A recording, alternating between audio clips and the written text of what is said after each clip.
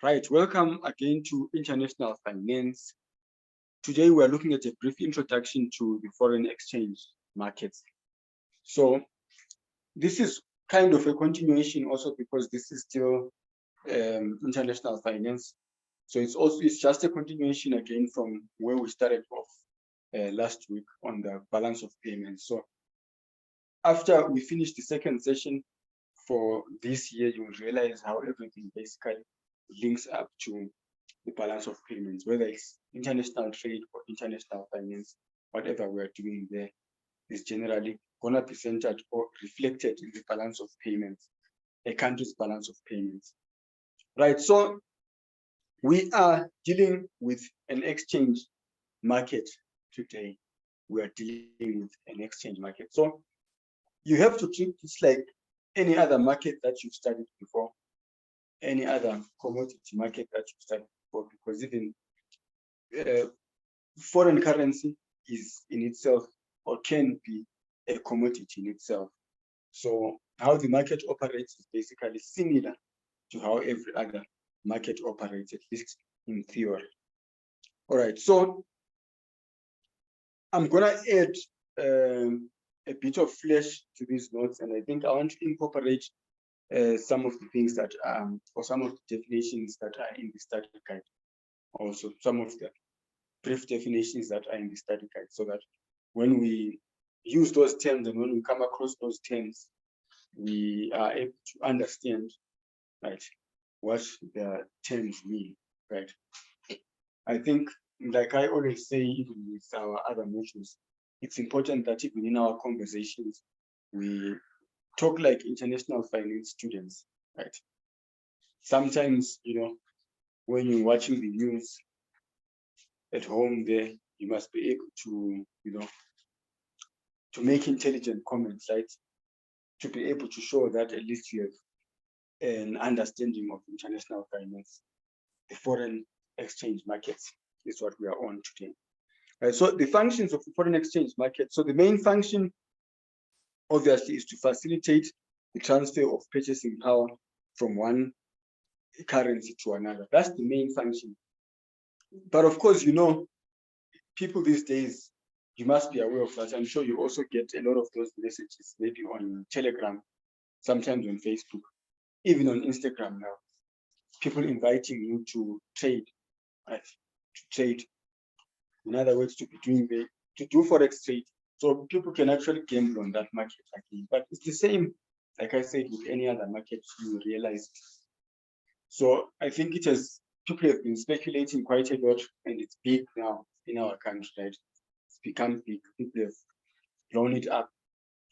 But the main function of the forex market is to transfer the purchasing power. So when you talk of exporting and importing, remember that if you're going to be buying something from another country, you have to use the currency of that country, right? You have to use the currency of that country. So you have South African rands, and you wish to purchase something, say, in Zambia. In Zambia, they use the United States dollar or kwacha, if I remember well. I think last time I checked, they had that dual system there. So if you want to buy something in Zambia, what you need to do, you can't go there with the South African currency and then you want to buy something to trade in that currency. They don't allow that, right? Why? Because if you read their money, even if you check on our money, it's the legal tender, right? So meaning it's the only legal currency that's allowed.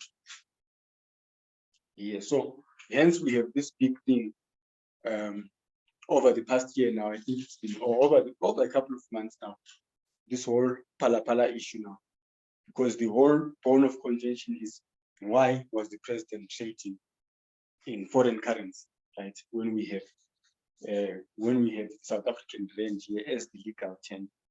So that's the issue. So what the buyer was supposed to do, or the purchaser of those Angoles was supposed to do, was to convert that foreign currency into South African rand. So in other words, you are supposed to convert that purchasing power from the United States dollar to the South African rand. So this is what we are talking about when we say it facilitates that exchange market, basically facilitates the transfer of that purchasing power from one currency to another, right? So in other words, so that he's able to engage in business here, buy buffaloes or Angolas, then he must convert that money to the South African rands, which in effect what he's doing there is simply transferring the purchasing power, right? So it is illegal for you to trade in foreign currency in that manner. You can't go to Pick n Pay with a US dollar and want to buy something, right? So it's illegal for you to do that, and it's illegal for them to accept that, you see, on both ends. So hence the market, the foreign exchange market is there to, to clear that up for us, right? To make it simple for us. So there are basically 4 levels of transactors or participants that can be identified in the foreign exchange. So you have traditional users, such as exporters and importers. If you're going to be buying something, like I said, from Zambia, then you are going to be falling under that category there, right? The first one. And then on the second level, you have the commercial banks. So these act as clearing houses between the users and the earners of foreign exchange. So under normal circumstances, I remember the other year, okay, let's talk about this year. This year, I have some students that are in Swaziland, right? So what happens is the exchange rate between the money there is Emalangeni, right? If you didn't know, it's Emalangeni, and then we use the rands here. So last time I checked, last time I was in Swaziland, the exchange rate between those two currencies, it was 1 rand to 1 Emalangeni, right? It was at par, it was the same. So what happens is when you cross over to the, to the Swaziland side, you obviously need to convert your rands to Emalangeni so that you can be able to trade there, even though the currencies are just the same, right? You need to trade in their local currency there. So now this is what happens with my students. Now that we are operating on this online space, we are really not restricted. In other words, we can be international participants, international traders now when it comes to this online tutoring thing. So when they pay now, I can't use Emalangeni here, right? I can't use Emalangeni here because it's not allowed. So what happens is when they pay, there is FNB there in Swaziland. So they deposit Emalangeni there to my South African bank account using their FNB accounts there. And then once it comes here to me, it's cleared, right? Once it comes to me, it's cleared and it's in rands, right? So the bank therefore acts as a clearinghouse. So the bank, in other words, becomes a platform for the buyers and sellers to meet, you see. But then how do they do that? In most cases, the bank is the one that's going to be selling me that currency, right? That's how smart they are now. They know that, okay, you want to send, say you want to send 1,000 rands to someone in South Africa, then you are here in Swaziland. So let's just say now they are going to sell to you that 1,000 rands at 1,200 Emalangeni, something like that. So the bank becomes, the big facilitator there. So in most cases, if you're going to be importing or exporting, that's normally done through the banks, right? So you normally do your transfers now, do your online payments. So immediately the money gets there, the bank does the converting for you. So it sells you the currency. In other words, the bank is going to sell you that currency or buy from you. So if for instance, you are in Swaziland and you wish to purchase something in South Africa online, you are buying that thing online. So if you're gonna buy that thing in South Africa, for starters, you need to buy the South African rand, right? That's what happens in theory. You purchase the South African rand. So what does your bank do? Your bank sells you South African rand. So the bank is selling you that foreign currency. So you are buyer. You are demanding that foreign currency there. All right, and then other than that, we do have foreign exchange brokers, right? And then on the last level here, we have the National Central Bank, which is the South African Reserve Bank in our case, right? So, which is ideally the biggest player in this whole thing. So you remember that the South African Reserve Bank wrote a letter also inquiring about the Phala dollars, because they are the back ends with them also. It's just as important to them as it is to you, right? They try and regulate the foreign currency that is in the country. They regulate the foreign currency dealings, the foreign exchange market in the country. They regulate that. All right, so. But when, can I ask, when they wrote to the in regards to the Phala, what did they find? I mean, was there any accountability? Was there any, I mean, let's say follow up? I mean, what exactly did they find? Because as far as I know, nothing has been shared in the media. So yes. Yeah, that is just my question. Yeah. So they were under pressure. Now we are talking politics. They were under pressure now to act on that matter, because the whole argument was, whatever happened there, had it been done by a certain individual, it would have been in trouble, you see. So they were under pressure now to sending certain questions, which are part of the questions are, how did the money get into the country? Why did it not go through the banking system? All those are some of the questions that they asked. So as for the response, we haven't heard yet. So the issue is political, highly sensitive. So it's still on the cards. So we are yet to see, maybe when the president is not in office, then we will know everything about that issue. But as far as we know, from the face of it, it looks like a lot of laws were violated. A lot of laws. And if that's the case, then the South African Reserve Bank is the one that that's in charge of some of those laws, you see. True. Because they are in charge of our money system. Let's give them, I think we'll see now that we're going to be looking at the exchange rates, we're going to see the effect, the possible effect of such transactions that our president was making. Okay, thank you. Yeah. On the next page here, we have the exchange rates under a flexible exchange rate system. So ours, we would like to assume it's a flexible exchange rate, right, without any interference whatsoever, which basically allows the market forces to determine the equilibrium price, right? So the equilibrium price given, I think on the next notes where I'm going to be putting definitions, we'll be talking about the spot rate. So the equilibrium price there is the spot rate, which changes according to the demand and supply, which is daily. It changes, sometimes every hour, every minute. It just changes anytime, responding to demand and supply. But again, some of that demand and supply, let me give you something to go and research on. Go and research on a man called George Soros. Just go and research how George Soros became a billionaire, and then we'll see how this floating exchange rate works.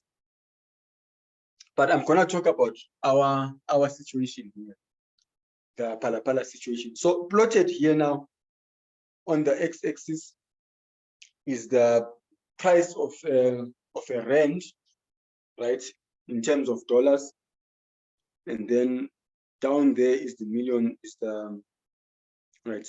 down there is the millions of dollars per day that are being exchanged, right? So like any other market, it's gonna have a supply and a demand. So you can see again, I think all that is explained there.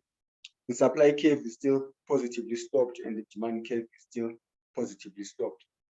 Sorry, the demand curve is still positively sloped there. So according to our diagram, the equilibrium price is going to be 15, right? It's going to be 15, the equilibrium price there, right? So given that price there, if should the price go higher, right? Let me just take you to the second paragraph there. At a higher exchange rate price there, so something that is higher than 15, right? What does that basically mean? It basically means that the supply is gonna be, right? The quantity supplied is gonna be in excess. The quantity supplied is gonna be more than the quantity demanded. Right? This instance now that we are plotting is the dollar per rand.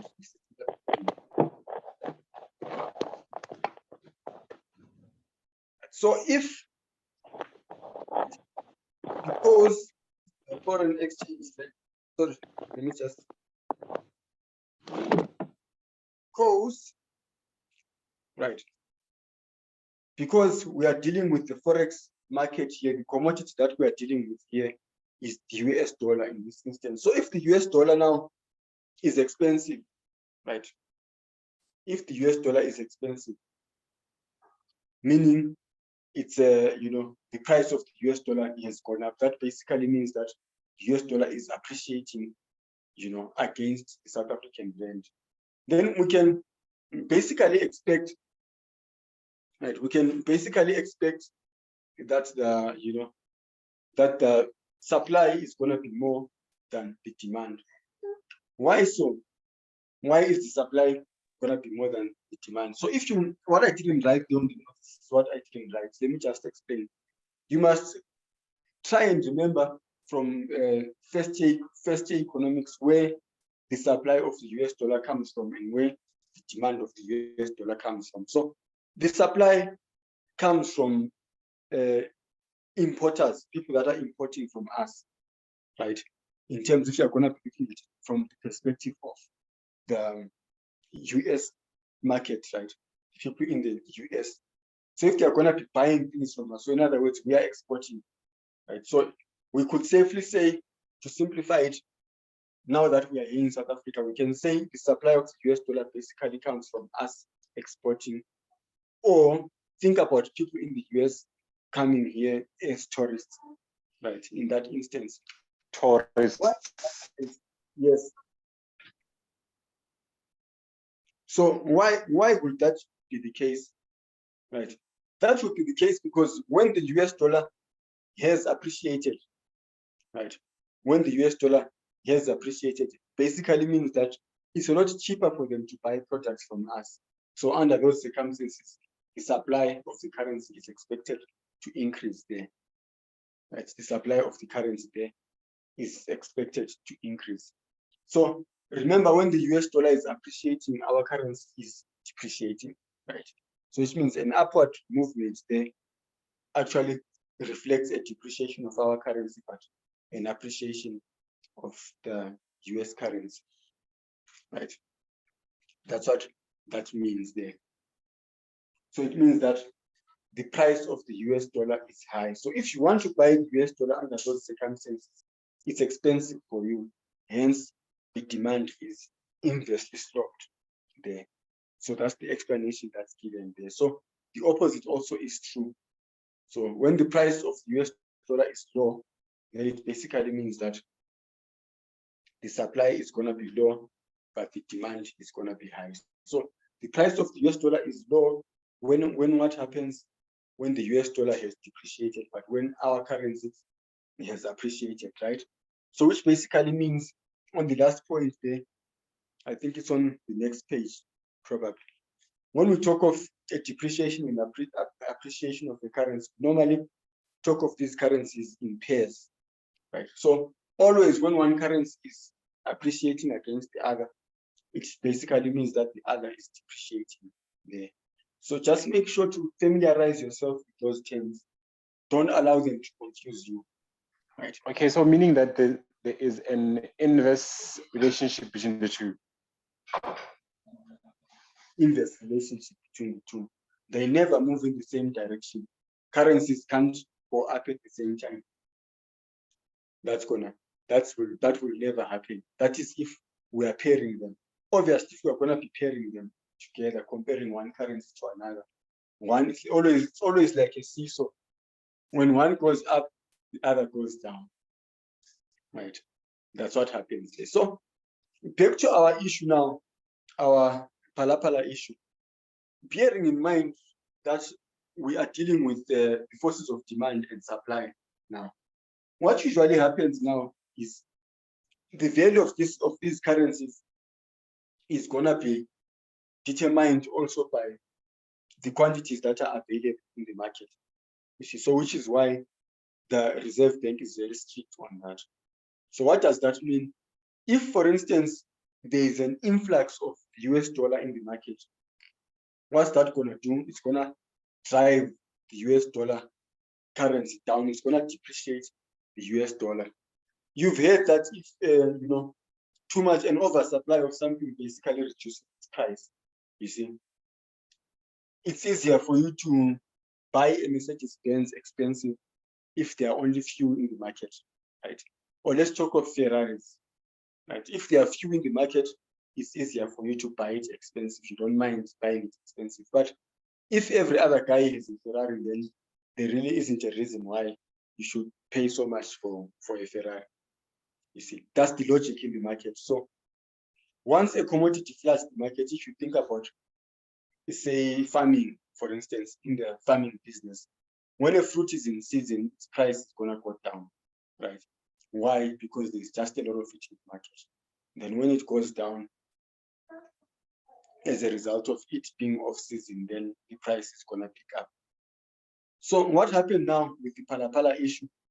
If such issues are not controlled, and we all have US dollars in our mattresses, we have US dollars in our sofas, what happens is eventually that can drive the price of the US dollar down.